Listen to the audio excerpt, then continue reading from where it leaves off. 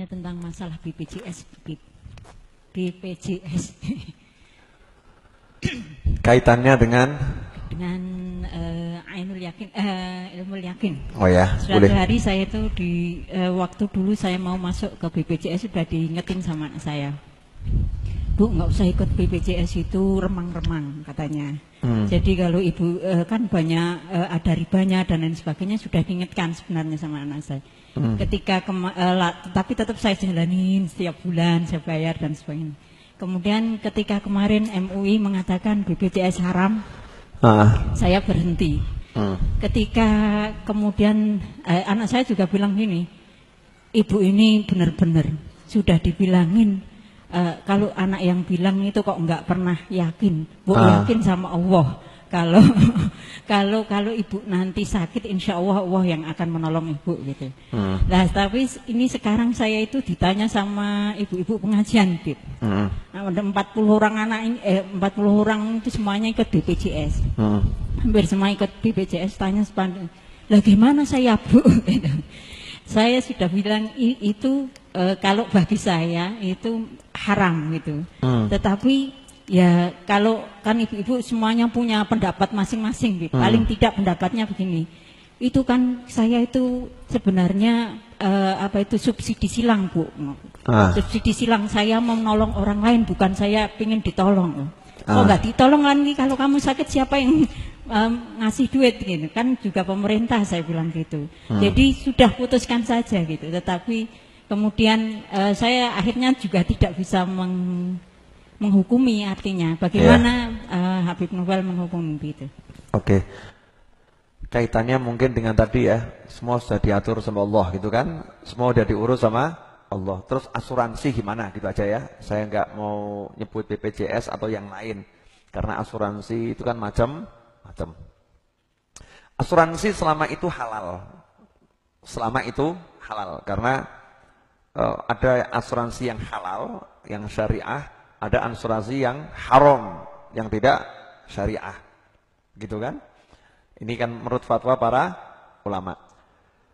Asuransi yang halal hukumnya sama dengan iddikhar, menabung. Hukumnya sama dengan menabung. Apakah menabung menyisihkan penghasilan untuk setahun ke depan atau 6 bulan ke depan, itu bertentangan dengan keyakinan bahwasanya Allah menjamin rezeki. Seperti itu ya. Apakah bertentangan dengan keyakinan Allah akan menjamin, Allah telah menjamin rezeki? Tidak. Yakin itu tidak ada hubungannya dengan sikap luar. Ada orang yang di luarnya itu duitnya banyak, sampai untuk 5 tahun. Tapi rasa takutnya akan kehilangan duit, rasa takutnya nggak punya duit, itu besarnya luar biasa, gitu ya. Ada orang yang nggak punya duit sama sekali, nggak punya pekerjaan sama sekali, tapi rasa yakinnya bahwasannya dia pasti akan selalu dapat rezeki, itu besarnya luar biasa. Paham? Artinya keberadaan sesuatu tidak kemudian membuat orang jadi merasa nyaman, itu enggak. Terbukti banyak orang yang punya sesuatu, justru mereka yang paling besar mengasuransikan. Betul kan? Justru orang-orang yang kaya itu yang mereka punya banyak asuransi. Asuransi jiwa, asuransi kebakaran, asuransi macam-macam lah. Kan takut kehilangannya terlampau besar. Tapi bukan berarti dengan mengasuransikan seseorang itu takut kehilangan. Bukan, karena kan itu hati ya. Jadi hati itu tidak bergantung pada, tidak bisa disikapi dengan yang di luar. Hati tidak bisa disikapi dengan yang di luar. Jadi misalnya di luarnya nyimpen berarti orangnya pelit, nggak bisa gitu. Paham? Di luarnya nyimpen berarti orang ini nggak yakin sama Allah gitu. Misal ibu olahraga biar apa? Sehat, betul kan?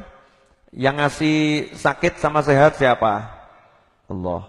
Dah saya yakin sakit sama sehat dari Allah. Misal begitu. Terus dia nggak mau olahraga. Itu sikap yang benar atau salah? Salah kan? Salah.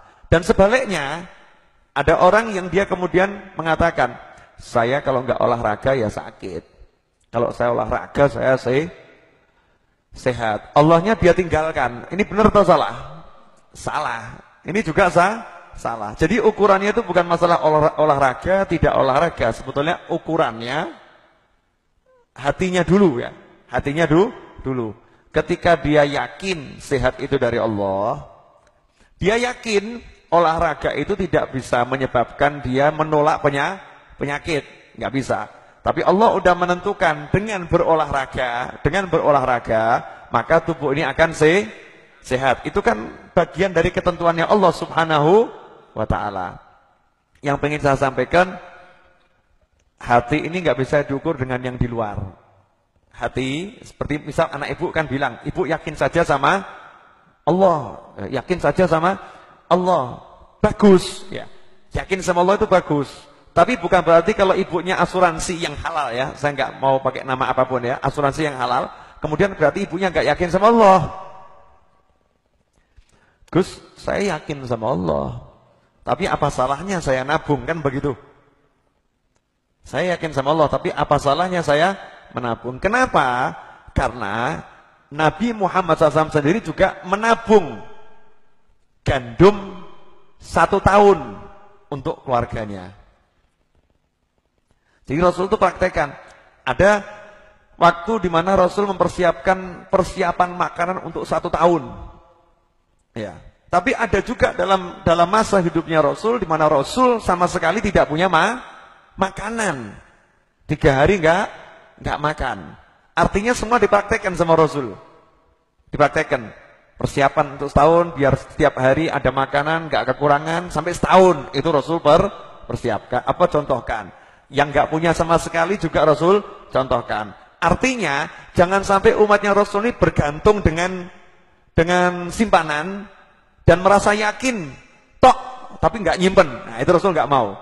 Rasul mau umatnya hatinya tidak bergantung pada makhluk, tapi hatinya bergantung kepada Allah. Jadi nyimpen enggak jadi masalah. Saya nyimpen, saya juga enggak bergantung sama simpenan saya kok. Namanya asuransi bisa aja enggak keluar. Bisa toh? Asuransi bisa jadi perusahaan asuransinya ditutup. Perusahaan aslinya bangkrut juga bisa. Saya enggak bergantung sama asuransi, enggak. Cuman sama ikuti sunnah Nabi, saya mau nabung. Misal begitu kan? Nabi juga pernah menabung. Dalam kondisi yang satu orang mungkin dia memang enggak punya apa-apa, ya enggak punya apa?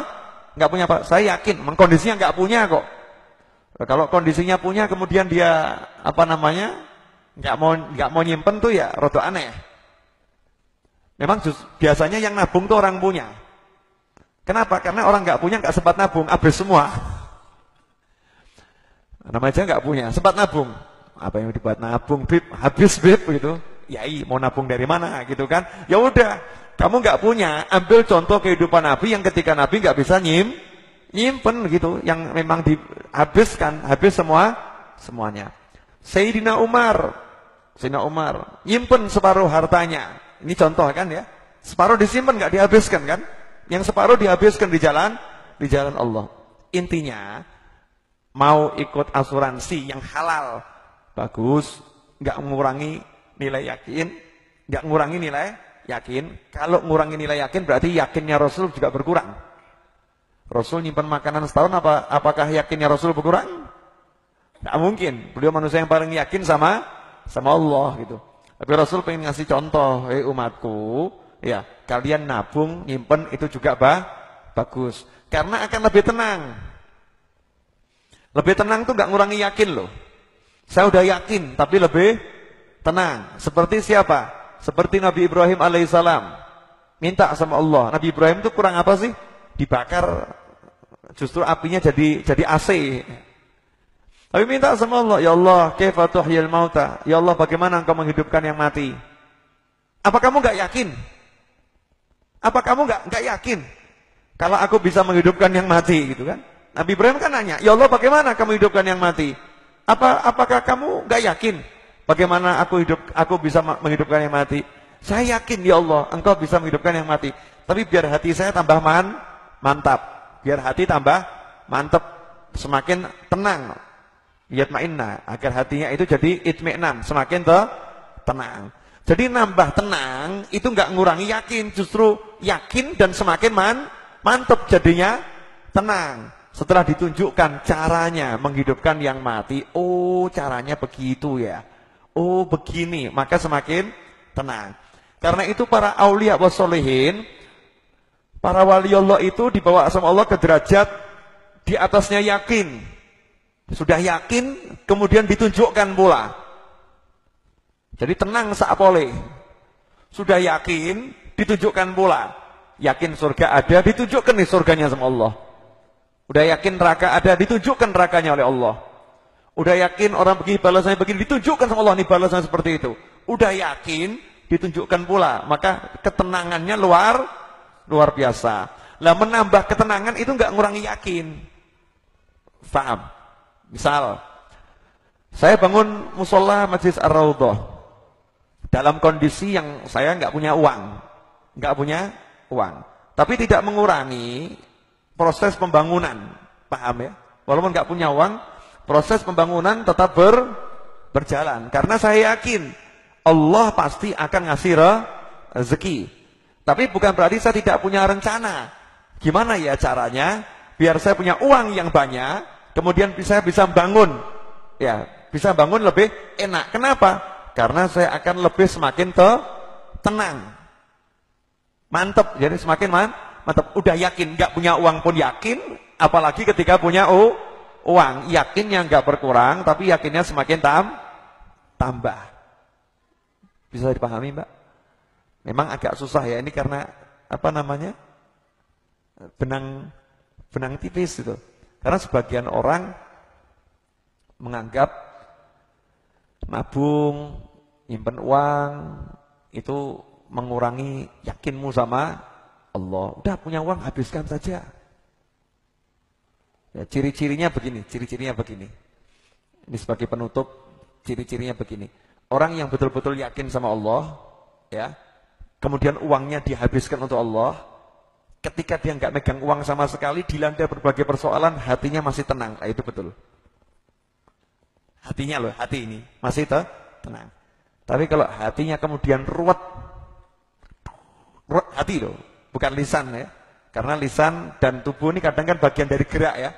Gerak mencari itu bagus. Tapi kalau di sini dia nggak tenang, masih bingung, risau, resah, gelisah, berarti yang ketika dia bagikan semua, dia bilang ini yakin Allah pasti ngasih rezeki, itu bagian dari nafsu. Itu bagian dari nafsu. Betulnya itu bukan yakin sama Allah, tapi nafsu, tipu daya setan. Nah, bedanya di situ. Nah, ketika orang yang juga punya uang kemudian dia nabung, kalau mau tahu, yakinnya sama Allah berkurang tidak? Yakinnya sama Allah berkurang tidak? Coba dibayangkan, seandainya tabungannya habis semua, dicuri orang dan sebagainya, hatinya tenang enggak? Kalau hatinya berubah tidak tenang, berarti sama juga. Itu nabungnya juga bagian nafsu. Bagian nafsu. Nah, kita harus lepas dari nafsu. Ketika nabung bukan karena nafsu, ketika bagi juga bukan karena nafsu. Nah, itu ukurannya tenangnya hati bersama Allah Ta'ala. Makanya saya katakan bergerak tapi diam. Gampang ya? Bergerak tapi diam. Begitu Mbak ini. Bisa dipahami. Mungkin sebagian bisa paham, sebagian nggak bisa paham. Yang nggak bisa paham jangan mencoba untuk paham. Nanti suatu saat akan paham jangan dipaksa-paksa. Jangan. Biarkan nanti ini didengar dulu. Suatu saat akan dibuat paham. Karena kadang itu kita paham sesuatu tuh 10 tahun lagi baru paham. Wong saya itu baru paham arti simpanan terbaik itu anak, itu baru paham ketika dakwah di Purwokerto kok. Pahamnya tuh di situ. Simpanan terbaik ternyata anak itu baru ngerti makna yang sebetulnya itu, sebagian dari makna sebetulnya.